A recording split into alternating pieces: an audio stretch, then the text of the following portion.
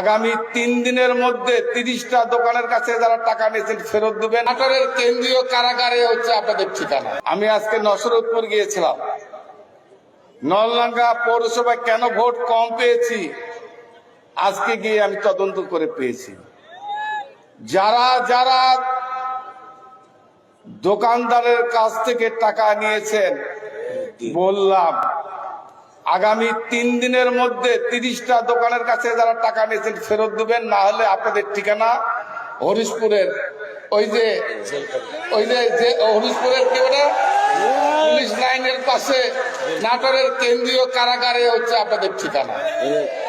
আমার ওই বিএনপির দরকার নাই, যে বিএনপির কারণে আমি ভোট কম পেয়েছি।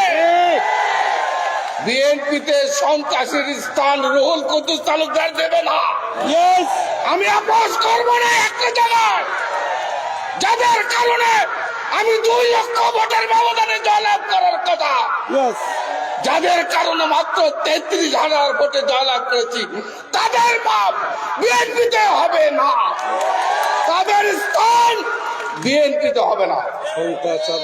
সন্ত্রাস, মাস্তান, গুন্ডাবুদ, দখলদার, টেন্ডারবাজ, কোন ক্রিমিনাল বিএনপিতে তাদের স্থান হবে না। আমি ওয়াদা করেছিলাম, আমি কথা দিলাম আপনাদেরকে সামনে রেখে, এই ইফতারকে সামনে রেখে আমি এই ওয়াদা বাস্তবায়ন করব। প্রিয় ভাইরা আমার, আপনারা আমার সঙ্গে আছেন কিনা বলেন?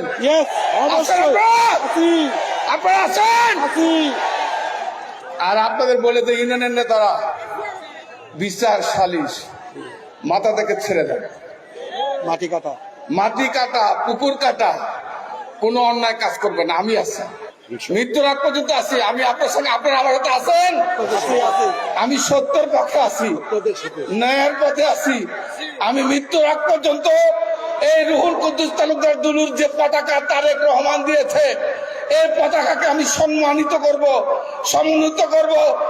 আপনাদের জন্য দুলুর বাড়ির দরজা 24 ঘন্টা খোলা থাকবে।